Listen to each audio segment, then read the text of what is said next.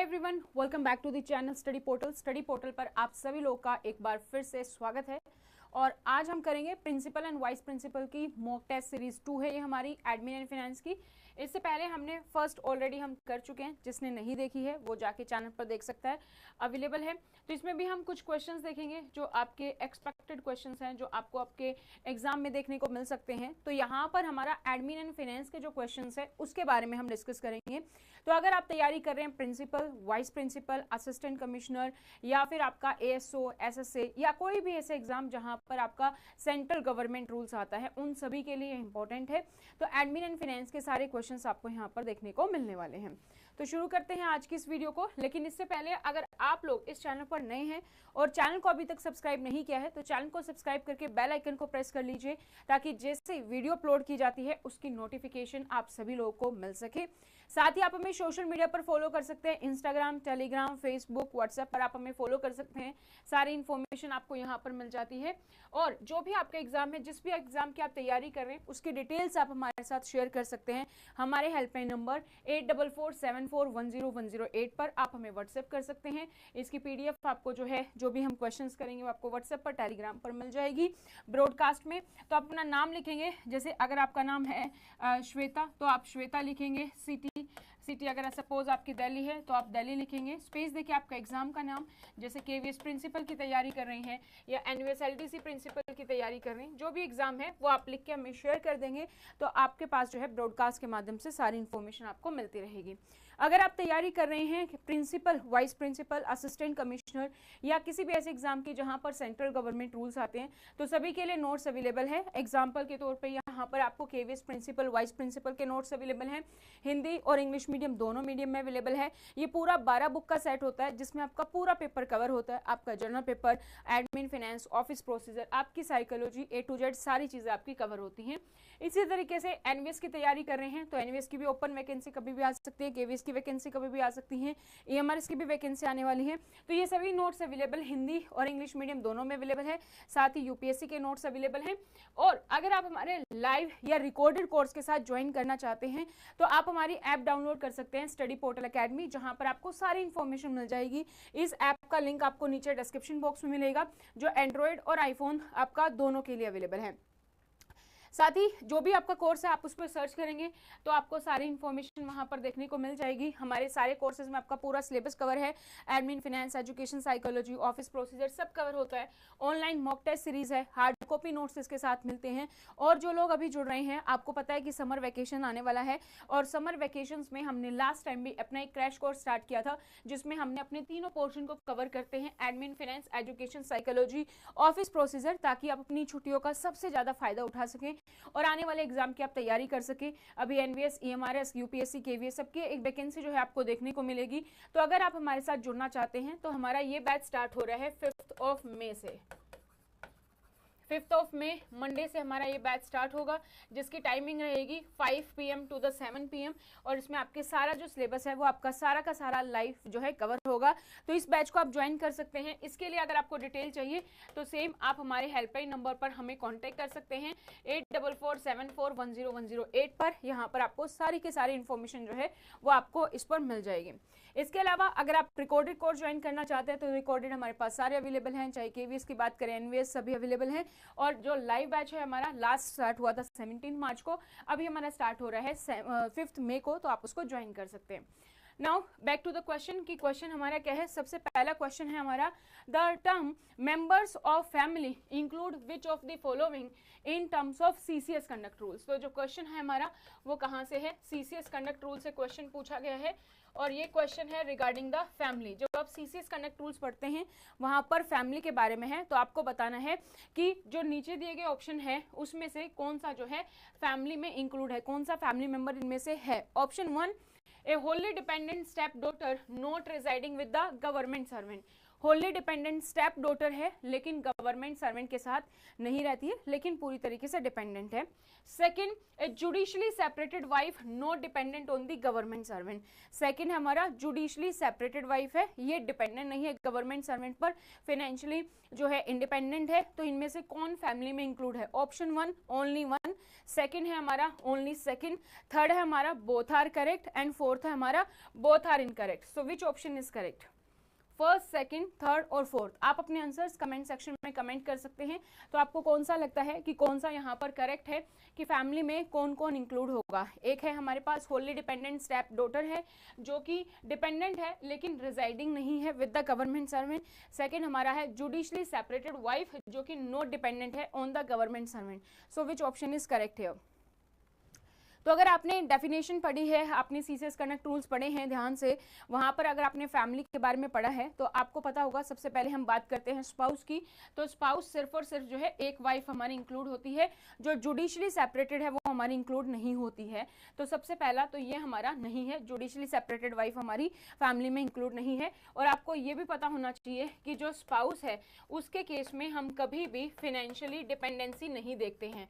वो financially dependent हो नहीं हो तब भी हमारी हमेशा काउंट रहेगी इन द फैमिली। तो ये जुडिशली सेपरेटेड है इसलिए हमारी कवर नहीं है। फर्स्ट स्टेटमेंट है होली डिपेंडेंट स्टेप डॉटर। तो अगर हम चिल्ड्रन की बात करें तो हम सबको इंक्लूड करते हैं, सन है, डॉटर है, चाहे वो स्टेप है, अडॉप्टेड है, बायोलॉजिकल है, सरोगेसी के थ्रू है, सबको हम यहाँ पर इंक्लूड करते हैं। चाहे आप एज ए गार्जियन के तौर पर हैं तो भी हम इंक्लूड करते हैं। तो यहाँ पर स्टेप डॉटर को हम इंक्लूड करेंगे। होली डिपेंडेंट होनी चाहिए चिल्ड्रन के केस में, कंडीशन है तो होली डिपेंडेंट है। एम्प्लॉय के साथ नहीं रहती है तो कोई कंडीशन जरूरी नहीं कि एम्प्लॉय के साथ ही रहना जरूरी है।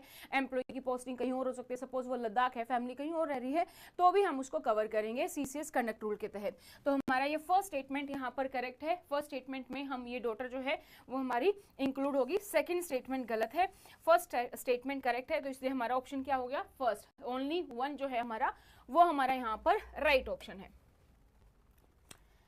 नेक्स्ट क्वेश्चन पर हम आते हैं। नेक्स्ट क्वेश्चन है विच ऑफ द फॉलोइंग इज और आर करेक्ट। आपको बताना है नीचे दिए गए ऑप्शन में से कौन से सही हैं। क्वेश्चन जो है हमारा वो आरटीआई एक्ट से है, यानी कि राइट टू इंफॉर्मेशन एक्ट से जो है हमारा क्वेश्चन पूछा गया है। पहला जो स्टेटमेंट दिया गया है वो क्या दिया गया है? Subject to the provision of RTI act no government servant shall communicate any official document to anyone to whom he is not authorized to communicate such document।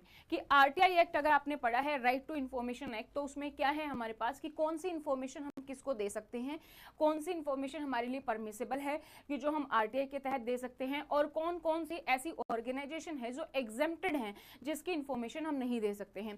तो पहली स्टेटमेंट हमारी ये कहती है कि आरटीआई एक्ट के तहत जो गवर्नमेंट सर्वेंट है वो कोई भी इसी तरीके की कोई भी ऐसी इंफॉर्मेशन या ऑफिशियल डॉक्यूमेंट किसी भी ऐसे पर्सन के साथ शेयर नहीं करेगा जिसके लिए कि वो देने के लिए अधिकृत नहीं है, जिसके लिए वो ऑथराइज नहीं है, जिसको वो नहीं दे सकता है। Second, no prior sanction is necessary for raising of funds in pursuance of the philanthropic purposes. और कोई भी प्रायर सैंक्शन यहाँ पर जरूरी नहीं है कि अगर हम फंड रेज कर रहे हैं फिलैंथ्रोपिक पर्पस के लिए। तो ये क्वेश्चन हमारा जो डायरेक्टली अगर हम बात करें तो फर्स्ट स्टेटमेंट उसकी है, बट हमारा क्वेश्चन सीसीएस कंडक्ट रूल्स का ही है ये वाला। तो यहाँ पर सेकंड जो स्टेटमेंट है कि अगर आप जो है किसी भी फिलैंथ्रोपिक पर्पस के लिए, परोपकारी उद्देश्य के लिए अगर कोई भी फंड रेज कर रहे हैं तो उसके लिए आपको प्रायर परमिशन की जरूरत नहीं है। इसमें आपको बताना है कौन सा स्टेटमेंट करेक्ट है। ऑप्शंस हैं ओनली 1, सेकंड है हमारा only second statement is correct, third हमारा बोथ आर करेक्ट, फोर्थ है हमारा both are incorrect. So which option is correct here? You can comment your answers in the comment section. तो again हमारा CCS conduct rule से question है, उसमें RTI के बारे में बात की गई है। रिगार्डिंग द फंड की अगर हम बात करें तो उसके बारे में बात की गई है। तो हमारी फर्स्ट स्टेटमेंट की अगर हम बात करें तो फर्स्ट स्टेटमेंट हमारा सीधा सीधा है, सिंपल सा है। हमें पता है कि आरटीआई एक्ट की अगर हम बात करते हैं तो ऐसी कोई भी इंफॉर्मेशन आप किसी भी पर्सन के साथ शेयर नहीं कर सकते जिसके लिए कि आप ऑथराइज नहीं है। तो फर्स्ट स्टेटमेंट हमारा यहाँ पर करेक्ट है। सेकेंड स्टेटमेंट की बात करें तो सेकेंड स्टेटमेंट कहती है कि जब भी आपको किसी भी तरीके के फिलैंथ्रोपिक पर्पसेस के लिए अगर कोई भी फंड रेज करना है, उसके लिए प्रायर सैंक्शन जरूरी नहीं है। अगर आपने सीसीएस कंडक्ट रूल पढ़ा है तो वहां पर हम क्लियरली पढ़ते हैं कि जब भी कोई भी फंड रेजिंग की बात होगी, फंड रेजिंग के लिए प्रायर परमिशन जरूरी है। कुछ चीजें हैं जहां पर आप जो है परमिटेड है, जैसे फ्लैग डे है, नेशनल डिफेंस डे के लिए कोई है तो वो आप कर सकते हैं, बट बाकी अदर पर्पसेस के लिए आपको परमिशन की जरूरत है। और यहाँ पर कहा गया है कि परमिशन की जरूरत नहीं है, नो परमिशन इज सैंक्शन। तो ये वाली स्टेटमेंट हमारी हो जाती है रॉन्ग, तो ये वाली हमारी इनकरेक्ट है। ओनली फर्स्ट जो स्टेटमेंट है वो हमारी करेक्ट है, तो राइट ऑप्शन हमारा क्या हो जाएगा, फर्स्ट। ओनली फर्स्ट जो है हमारा वो हमारे यहाँ पर करेक्ट है। नेक्स्ट क्वेश्चन पर चलते हैं। नेक्स्ट क्वेश्चन है हमारा third question, which of the following is correct. नीचे दिए गए स्टेटमेंट में से कौन सी स्टेटमेंट करेक्ट है वो आपको बताना है। और ये क्वेश्चन अगेन जो है वो हमारा है सीसीएस कंडक्ट रूल से, ठीक है, सीसीएस कंडक्ट रूल से हमारा ये क्वेश्चन है। तो फर्स्ट स्टेटमेंट है, if the transaction is with a person having official dealing with the government servant, अगर आप किसी भी ऐसे पर्सन के साथ कोई भी लेन देन करते हैं जिसके साथ कि आपकी ऑफिशियल डीलिंग है, तो क्या होगा, first prior permission is necessary irrespective of value of immovable property. कोई भी इमूवेबल प्रॉपर्टी का आप लेन देन करते हैं तो उसके लिए प्रायर परमिशन जरूरी है। Second statement, prior permission is necessary irrespective of value of movable property, या किसी मूवेबल प्रॉपर्टी का भी आप लेन देन करते हैं इरिस्पेक्टिव ऑफ कितने वैल्यू की है तब भी प्रायर परमिशन जरूरी है। Third statement, only intimation is necessary in case of movable property if the value does not exceed 2 months basic पे। आप सिर्फ और सिर्फ इंटीमेशन दे सकते हैं, इंफॉर्मेशन दे सकते हैं, आपको जो है कोई भी किसी भी तरीके की परमिशन की जरूरत नहीं होगी अगर जो वो मूवेबल प्रॉपर्टी है उसकी वैल्यू आपकी 2 months की बेसिक पे से ज्यादा नहीं है। तो आपको बताना है कौन सी स्टेटमेंट करेक्ट है। ओनली फर्स्ट करेक्ट है, ओनली सेकंड करेक्ट है, फर्स्ट एंड सेकंड करेक्ट है, या फिर सेकंड एंड थर्ड करेक्ट है। अगेन जो हमारा क्वेश्चन है वो सीसीएस कंडक्ट रूल से हमारा क्वेश्चन है। तो यहाँ पर भी अगर आपने पढ़ा है सीसीएस कंडक्ट रूल्स, तो आपने एक चीज ध्यान से अगर आपने सीसीएस कंडक्ट रूल्स पढ़ा है तो वहां पर आपने ये पढ़ा होगा कि जब भी किसी भी ऐसे पर्सन के साथ आप कोई भी काम करते हैं जिसके साथ आपकी ऑफिशियल डीलिंग है, इरिस्पेक्टिव ऑफ द वैल्यू, वहां पर हमेशा प्रायर परमिशन की जरूरत होती है। अगर आप किसी ऐसे पर्सन के साथ डील कर रहे हैं जहां पर आपकी ऑफिशियल डीलिंग नहीं है, फ्रेंड से, फैमिली मेंबर से, रिलेटिव से, किसी से भी, वहां पर आपको जो है प्रायर परमिशन नहीं जरूरत होती है, वहां पर आप इंटीमेशन दे सकते हैं। सो इंटीमेशन वाला स्टेटमेंट तो हमारा गलत हो जाता है, क्योंकि जैसे ही हमारे पास आ जाएगा कि official dealing with the government servant, हमें हर केस में प्रायर परमिशन की जरूरत है। तो मूवेबल प्रॉपर्टी है तो भी प्रायर परमिशन की जरूरत है, और इमूवेबल प्रॉपर्टी है तो भी प्रायर परमिशन की जरूरत है, चाहे उसकी वैल्यू कितनी ही हो। सो प्रायर परमिशन जरूरत होगी दोनों में। सो हमारी फर्स्ट स्टेटमेंट करेक्ट है, हमारी सेकंड स्टेटमेंट करेक्ट है। सो राइट ऑप्शन इज ऑप्शन 3 यहां पर हो जाएगा कि फर्स्ट एंड सेकंड जो हमारी स्टेटमेंट है वो हमारे यहां पर करेक्ट है।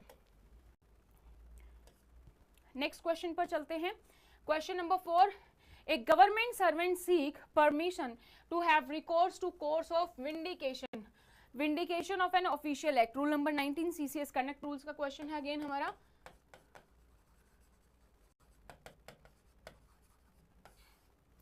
कि government servant seek permission to have recourse to court of vindication of an official act which has been subject matter of adverse criticism. He does not hear anything from government. After how much time of his application can he assume the permission sought for has been granted? कोई person है और उसने जो है यहाँ पर permission लेने की कोशिश की है, जो मैटर है वो है एडवर्स क्रिटिसिज्म का विंडिकेशन के लिए, तो उसके लिए परमिशन ली है, और गवर्नमेंट की तरफ से कोई भी रिप्लाई अगर नहीं आता है, कितने दिन के बाद ऑटोमेटिकली ये समझ लिया जाएगा कि परमिशन दे दी गई है। अब आपने अगर सीसीएस कंडक्ट रूल्स के टाइमलाइन को पढ़ा है तो आपने देखा होगा कि ज्यादातर जो टाइमलाइन है सीसीएस कंडक्ट रूल्स में वो 30 डेज है। एक जगह आपको याद रखनी है जो 60 है, और एक जगह आपको याद रखनी है 90 है। तो इन तीनों में से ही आपका आंसर है, तो आप मुझे बताइए कि कौन सा आंसर करेक्ट है, 30 डेज, 60 डेज, 45 डेज या 90 डेज। तो अगर आपने अपने शॉर्ट नोट्स बना के पढ़ा होगा अच्छे से, जब मैंने क्लास में भी आपको करवाया है तो आपने अच्छे से अगर पढ़ा है तो आप यहाँ पर इजिली क्लियर करके बता सकते हैं अगर आप हमारे कोर्सेज के साथ जुड़े हुए हैं तो आपका कौन सा करेक्ट ऑप्शन है। सो यहाँ पर हमारा जो राइट ऑप्शन है, विंडिकेशन के केस में हमारी टाइमलाइन कितनी रहती है, 90 डेज। और जो भी टाइमलाइन होती है उस टाइमलाइन के अकॉर्डिंग बाय डिफॉल्ट ये समझा जाता है कि अगर इतने दिन के अंदर परमिशन नहीं आई है तो इसका मतलब गवर्नमेंट ने परमिशन दे दिया, गवर्नमेंट को कोई आपत्ति नहीं है। अगर गवर्नमेंट को कोई प्रॉब्लम है तो वो 90 डेज के अंदर ही आपको मना करेगी। सो फोर्थ ऑप्शन यहाँ पर करेक्ट है। नेक्स्ट क्वेश्चन हमारा question number 5, no government servant shall employ any child below the age of, ये भी हम सीसीएस कंडक्ट रूल्स में पढ़ते हैं और जनरल सा क्वेश्चन है हमारा, जनरल सी स्टेटमेंट है, हर किसी को ये पता होनी चाहिए। तो कोई भी गवर्नमेंट सर्वेंट जो है कितनी उम्र से कम बच्चे को नौकरी पर नहीं रख सकता, उसको एम्प्लॉयमेंट नहीं दे सकता है। 12 years, 14 years, 16 years, 18 years, which is the correct option. You can comment in the comment section, दोनों में से कौन सा करेक्ट ऑप्शन है, 12 साल, 14 साल, 16 साल या 18 साल। तो जो हमारे DPSP, fundamental rules, fundamental rights आपको पता होने चाहिए, तो वहां पर भी ये स्टेटमेंट्स दी जाती हैं, राइट। तो कोई भी गवर्नमेंट सर्वेंट जो है किसी भी ऐसे बच्चे को नौकरी पर नहीं रख सकता है जिसकी उम्र कितनी है, 14 साल से कम हो। तो राइट ऑप्शन हमारा क्या है, हमारा ऑप्शन है सेकेंड, बिल्कुल इजी सा क्वेश्चन है। नेक्स्ट है हमारा रिगार्डिंग द टाइम लिमिट। तो टाइम लिमिट हमारी जो है सीसीए एडवाइस की बात की गई है, तो ये हमारा सीसीए रूल से क्वेश्चन है। The time limit prescribe by the vigilance manual for issue of charge change sheet from the date of receipt of CVC advice. तो सीवीसी एडवाइस अगर आपको मिल गई है तो कितने दिन के अंदर आपको जो है चार्जशीट अपनी जो है वो जारी कर देनी चाहिए। What is the time limit, 1 month, 45 days, 2 months, 3 months. तो ये मैंने आपको कोर्स में हमेशा बताया कि जब भी आप क्लास ज्वाइन करते हैं तो जहां पर हमारे पास शॉर्ट ट्रिक्स हमने की थी अपनी टाइमलाइन याद करने की, तो वहां पर हमने पढ़ा था जहां पर हमें वर्ड मिल जाएगा एडवाइस, वहां पर हमारा आंसर क्या होगा, 30 डेज। तो यहाँ पर सीवीसी एडवाइस की बात की गई है, तो एडवाइस वाले क्वेश्चन में हमारी टाइमलाइन कितनी होती है, 30 डेज होती है। तो 30 डेज यानी कि 1 मंथ। सो राइट ऑप्शन हमारा क्या है, फर्स्ट ऑप्शन है। 1 मंथ का टाइम होता है अगर आपको एडवाइस मिल गई है तो चार्जशीट जारी करने के लिए। नेक्स्ट क्वेश्चन है हमारा, which of the following are correct. आपको बताना है कौन सी स्टेटमेंट करेक्ट है। An employee may be suspended, employee को सस्पेंड किया जा सकता है, सस्पेंशन की बात हो रही है। तो अगेन हमारा जो क्वेश्चन है वो कहां से है, सीसीए रूल से क्वेश्चन है। तो which of the following are correct, employee को कब सस्पेंशन पर रख सकते हैं, कब हम उसको निलंबित कर सकते हैं। Where a disciplinary proceeding against him are contemplated, जब भी उसके खिलाफ कोई भी डिसिप्लिनरी प्रोसीडिंग है वो कंटेम्पलेटेड हो रही है, ठीक है, वो होने वाली है। When A case against him for criminal offence is under investigation, या एम्प्लॉय के खिलाफ ऑलरेडी कोई क्रिमिनल केस है और वो अंडर इन्वेस्टिगेशन है, तब हम एम्प्लॉय को सस्पेंशन पर रखते हैं। Third, where a disciplinary proceeding against him are pending, या फिर उसके खिलाफ कोई डिसिप्लिनरी प्रोसीडिंग पेंडिंग है, किस केस में आप एम्प्लॉय को सस्पेंशन नोटिस देते हो। तो जब आप सस्पेंशन पढ़ते हो तो सस्पेंशन की अगर हम बात करें, सीसीए रूल्स की से क्वेश्चन है, सस्पेंशन है हमारा रूल नंबर 10 में, वहां पर ग्राउंड ऑफ सस्पेंशन सारी चीजें दी गई हैं कि कौन से सर्कमस्टांसेस है जहां पर आप एम्प्लॉय को सस्पेंशन पर रखते हो। डायरेक्टली स्टेटमेंट है वो वहां से उठाई गई है। और ये क्वेश्चन आप देखोगे तो ये वाला क्वेश्चन आपका यूपीएससी प्रिंसिपल में भी था और ईएमआरएस प्रिंसिपल, दोनों ही में आपका सेम क्वेश्चन जो है पूछा गया था, सेम स्टेटमेंट थी एज इट इज। ईएमआरएस का जो क्वेश्चन हुआ था यूपीएससी के बाद उसमें सेम स्टेटमेंट थे। तो आप बताओ कि कौन सा ऑप्शन यहाँ पर करेक्ट है, किस केस में आप एम्प्लॉय को सस्पेंशन पर रखोगे, which statement is correct. Only first and second correct है, फर्स्ट एंड थर्ड करेक्ट है, सेकंड एंड थर्ड करेक्ट है, या फिर फर्स्ट सेकंड एंड थर्ड यानी कि all of the above correct है। आपको बताना है विच statements are correct.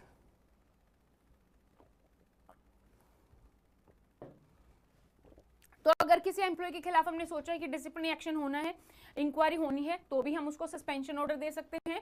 First statement हमारी करेक्ट हो जाती है। सेकंड, अगर एम्प्लॉय के खिलाफ कोई भी क्रिमिनल ऑफेंस है, वो अंडर इन्वेस्टिगेशन है, तो भी हम एम्प्लॉय को सस्पेंशन ऑर्डर दे सकते हैं, ये भी करेक्ट है।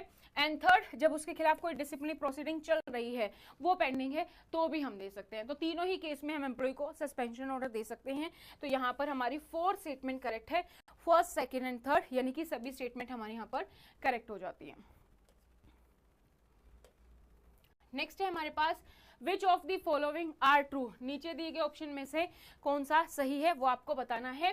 During suspension an employee can, again जो हमारा क्वेश्चन है सीसीए रूल से है, और रूल नंबर हमारा क्या है, रूल नंबर 10 जो हमारा सस्पेंशन से रिलेटेड है, उसी से क्वेश्चन है कि एम्प्लॉय जब सस्पेंशन पर है, जब एम्प्लॉय को निलंबित किया गया है, सो निलंबन के दौरान आप एम्प्लॉय को क्या क्या चीजें प्रोवाइड करते हो, वो क्या कर सकता है, उसके बारे में है।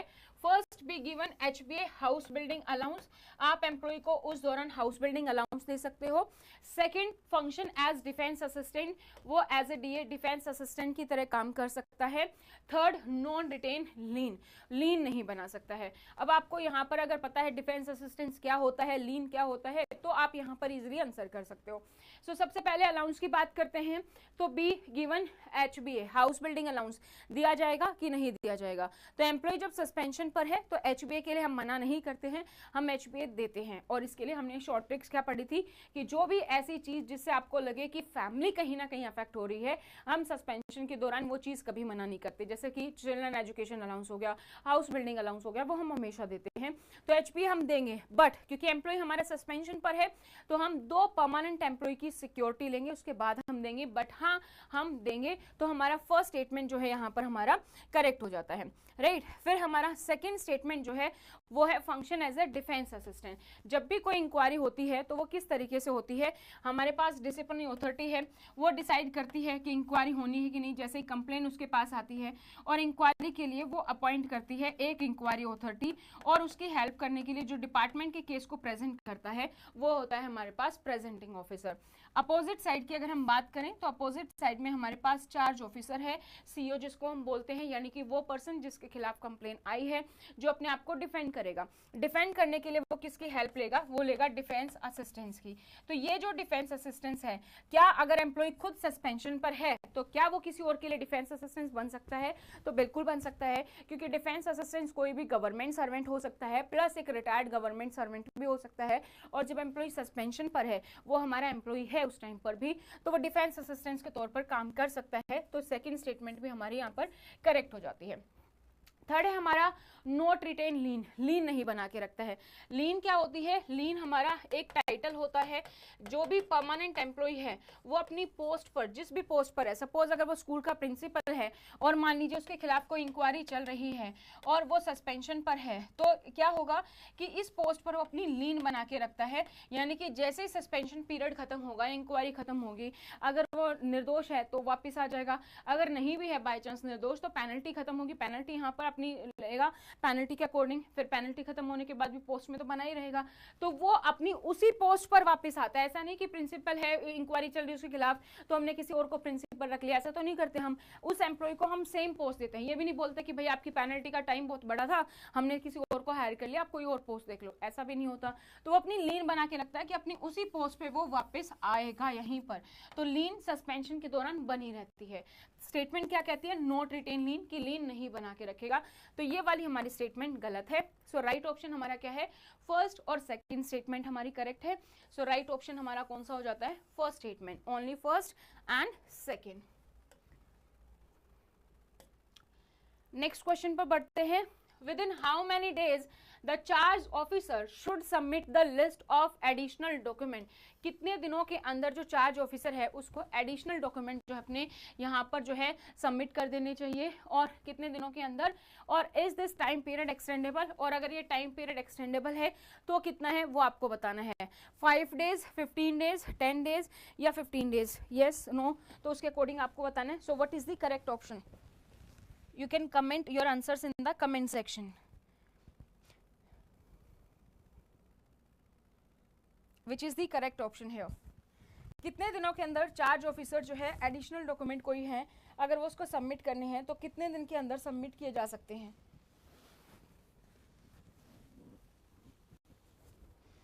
और अगर ये टाइम लिमिट एक्सटेंडेबल है तो यस और no. 5 days yes, 15 days yes, 10 days yes, या फिर 15 डेज नो और यस, ये ऑप्शन दिया गया है, आपको बताना है। सो राइट ऑप्शन है हमारा कि जो डॉक्यूमेंट सबमिट होते हैं उसके लिए टाइम मिलता है 10 डेज का, और ये 10 डेज के लिए और एक्सटेंड की जा सकती है एक बार के लिए, तो 10 डेज प्लस 10 डेज, तो 10 डेज के बाद एक्सटेंडेबल है, तो ये हमारा ये यस है। So this is the right option, second जो है हमारा वो हमारे यहाँ पर करेक्ट ऑप्शन है। नेक्स्ट है हमारा क्वेश्चन नंबर 10। इससे पहले मैं आपको बता दूं कि जो लोग नए हैं बाद में जुड़े हैं, हमारा नया बैच स्टार्ट हो रहा है 5 मई से। तो अगर आप अपने छुट्टियों का, समर वैकेशन का सबसे बेहतर इस्तेमाल करना चाहते हैं तो क्रैश कोर्स ज्वाइन कर सकते हैं, जहां पर आप admin, finance, office procedure, education, psychology, सारा सिलेबस हम कवर करेंगे। इवनिंग जो है टाइमिंग रहेगी क्लास की 5 PM, तो आप ज्वाइन कर सकते हैं या डायरेक्टली आप हमारे हेल्पलाइन नंबर पर हमें कॉन्टेक्ट कर सकते हैं for more details. Next question हमारा question number 10। Within how many days her charge officer shall be required to submit representation on inquiry report to the discipline authority. Again question की बात करें तो CCA rule से question है। इसमें पूछा गया है कि कितने दिनों के अंदर जो इंक्वायरी रिपोर्ट बनती है। अब क्या होता है कि जैसे डिसिप्लिन अथॉरिटी ने इंक्वायरी अथॉरिटी को अपॉइंट किया होता है कि वो क्या करती है, वो इंक्वायरी करती है। इंक्वायरी करने के बाद ये अपनी रिपोर्ट, जिसको हम इंक्वायरी रिपोर्ट कहते हैं, वो सबमिट करती है डिसिप्लिन अथॉरिटी को। तो जो ये इंक्वायरी रिपोर्ट है, इस पे गवर्नमेंट सर्वेंट अपनी रिप्रेजेंटेशन दे सकता है। आपको बताना है कि वो अपनी रिप्रेजेंटेशन कितने दिन में दे सकता है। तो ये भी मैंने शॉर्ट ट्रिक्स में हमने जब पढ़ी हैं तो हमने वहां पर कवर किया है कि जहां पर भी हमारे पास वर्ड होगा रिप्रेजेंटेशन, वहां पर हमारा आंसर क्या होता है, 15 डेज।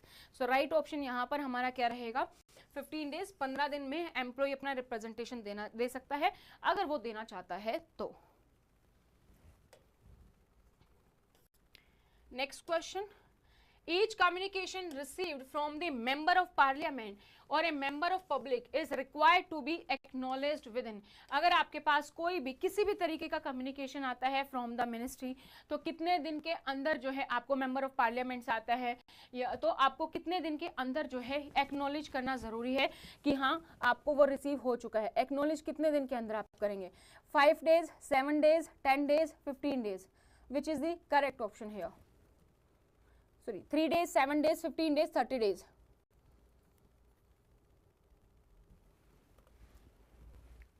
जो भी लेटर हमारे पास आता है उसको एक्नॉलेज हमें कितने दिन में करना है, विद इन 15 डेज में आपको एक्नॉलेज कर देना चाहिए कि हाँ वो लेटर आपको मिल चुका है, आप उस पर काम कर रहे हैं। Acknowledgement should be sent with in 15 days. Next है हमारा regarding the commutation of leave, तो हमारा CCS लीव से क्वेश्चन है।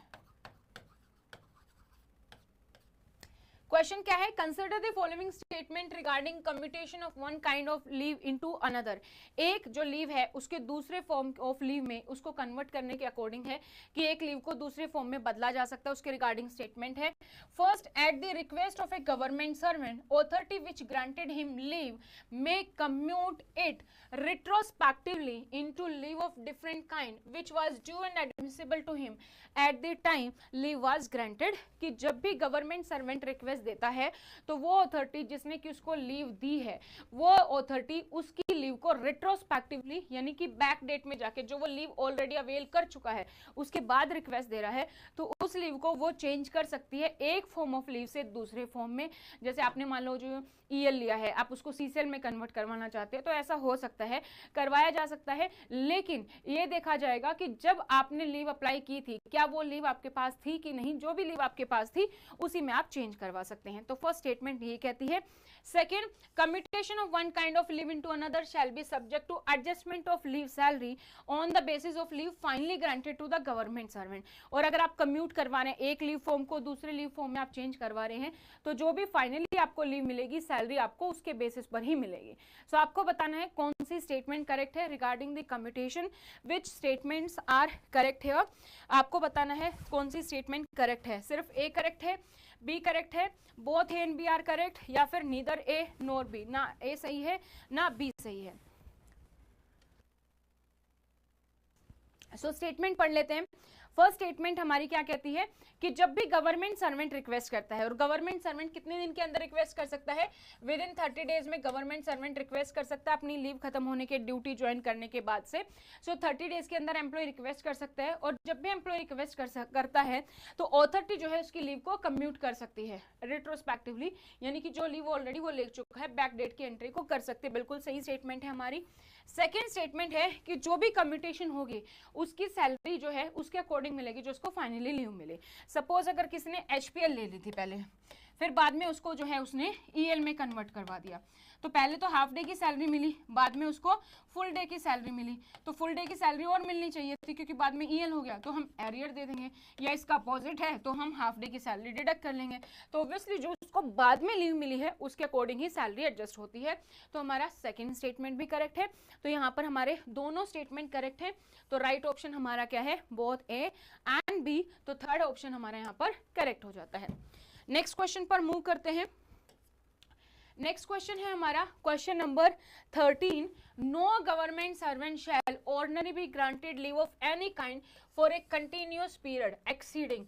अगेन हमारा जो क्वेश्चन है वो सीसीएस लीव रूल से है, और क्वेश्चन हमारा क्या कहता है कि किसी भी गवर्नमेंट सर्वेंट को कितने समय से ज्यादा हम लंबी छुट्टी नहीं दे सकते, लगातार कितने टाइम से ज्यादा नहीं दे सकते, 1 ईयर, 3 ईयर, 5 ईयर और 10 year. Which is the correct option? 1 year 1 साल से ज्यादा हम नहीं दे सकते हैं, या 3 ईयर 3 साल से ज्यादा, 5 ईयर 5 साल से ज्यादा, या 10 ईयर 10 साल से ज्यादा। तो आपने अगर सीसीएस लीव रूल पढ़ा है तो वहां पर हम पढ़ते हैं रूल नंबर 12 के तहत। रूल नंबर 12 हमें ये कहता है कि कोई भी गवर्नमेंट सर्वेंट जो है अगर वो लीव पर है तो वो मैक्सिमम 5 साल के लिए लीव पर हो सकता है। उससे ज्यादा अगर लीव चाहिए तो उसके पास प्रेसिडेंट द्वारा परमिशन होनी चाहिए। हालांकि कुछ एक्सेप्शंस भी हैं, इन केस एम्प्लॉय की डेथ हो जाती है, मेडिकली इनकैपेसिटेटेड है, बट अगर हम जनरल स्टेटमेंट की बात करें तो एम्प्लॉय को हम मैक्सिमम कितने टाइम के लिए लीव दे सकते हैं? Only 5 year maximum. तो 5 ईयर हमारा करेक्ट है। ये क्वेश्चन आपको हर एक अल्टरनेट एग्जाम में मिल जाता है। बहुत इजी सी स्टेटमेंट है, लेकिन क्वेश्चन आपको एग्जाम में जो है बहुत बार देखने को मिलता है, तो बहुत इजी सा है, तो आपको पता होना चाहिए। नेक्स्ट हमारा क्या है, 14th क्वेश्चन हमारा। Next, consider the following statement regarding entitlement of a government servant to payment during the suspension or deemed suspension। suspension का मतलब निलंबन, deemed suspension माना गया या समझा गया निलंबन, वो है। अगेन जो हमारा क्वेश्चन है सीसीए रूल से है, रूल नंबर 10 में सस्पेंशन है, वहां से हमारा क्वेश्चन है कि आपको स्टेटमेंट कंसीडर करनी है और स्टेटमेंट के अकॉर्डिंग आपको बताना है कि अगर एम्प्लॉय हमारा सस्पेंशन पर है या डीम्ड सस्पेंशन पर है तो उसको जो सैलरी मिलती है उसके रिगार्डिंग है। तो एम्प्लॉय को जो सैलरी है वो नहीं मिलती, एम्प्लॉय को क्या मिलता है उस टाइम पर? Subsistence allowance. जो एम्प्लॉय को सैलरी मिलती है उसको हम कहते हैं सब्सिस्टेंस अलाउंस, यानी कि निर्वाह भत्ता।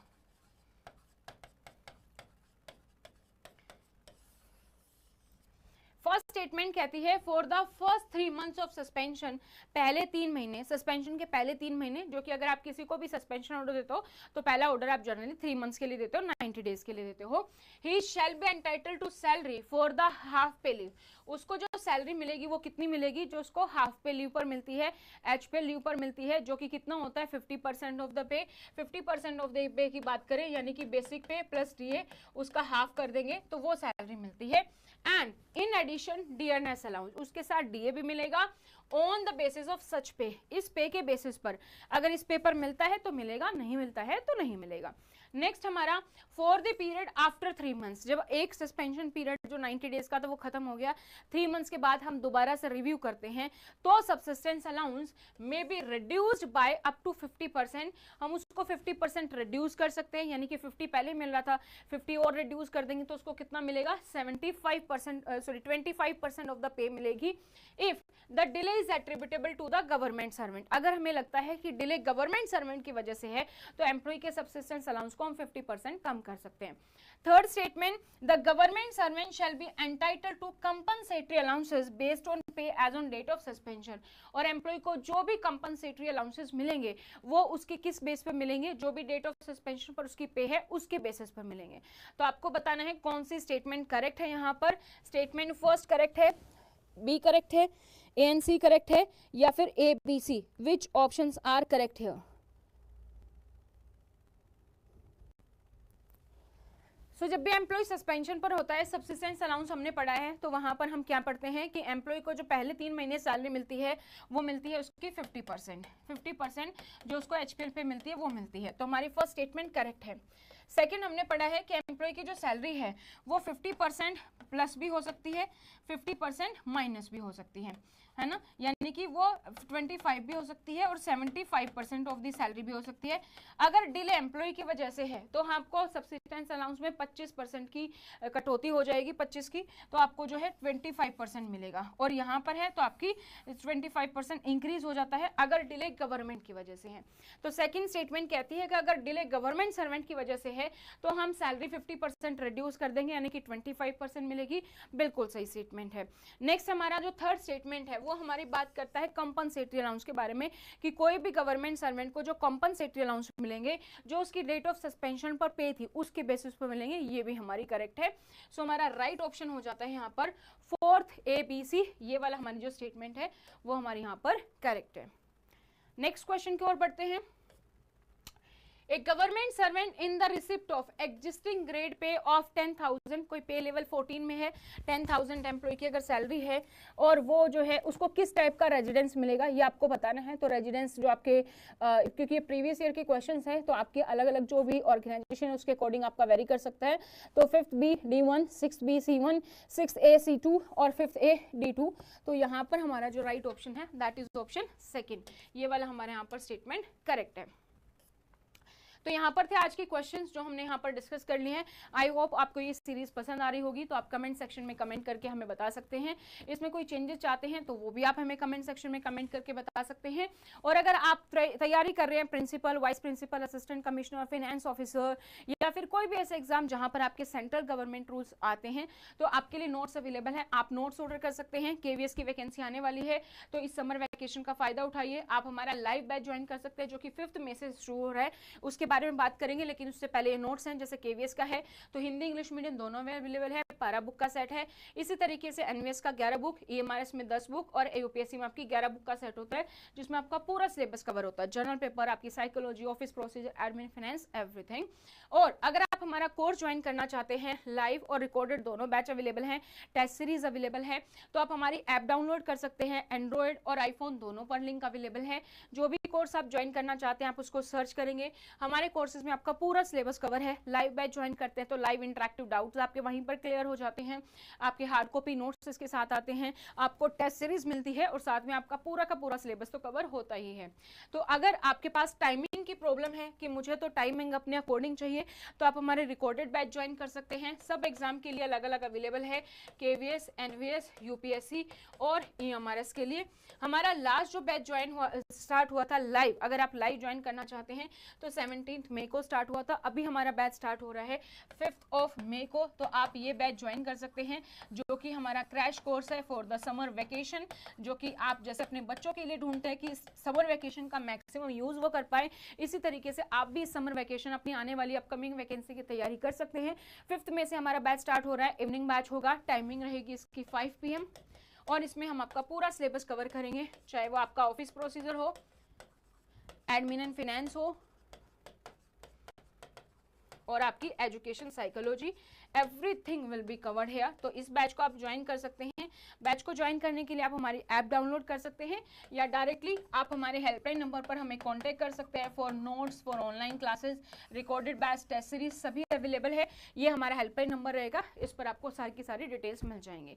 तो आज के लिए हम इतनी बात करते हैं, आगे हम आपको नेक्स्ट क्लास में मिलेंगे नेक्स्ट डिटेल्स के साथ, तो आपको सारी की सारी इन्फॉर्मेशन आपको मिल जाएगी। और अगर आपको लगता है कि मेरे पास टाइमिंग कम है और जो है मेरी अभी एलिजिबल नहीं हूँ लेकिन मैं अभी से तैयारी शुरू करना चाहता हूँ, तो आप हमारा बैच ज्वाइन कर सकते हैं विद 7 ईयर वैलिडिटी, जिसमें कि आप अपनी तैयारी आराम से कर सकते हैं। ये भी बैच हमारे पास अवेलेबल है। सो आज के लिए इतना ही। Thank you so much, bye bye, take care, see you in the next video. अपनी इस सीरीज का फीडबैक आप हमें कमेंट सेक्शन में कमेंट करके जरूर दीजिएगा।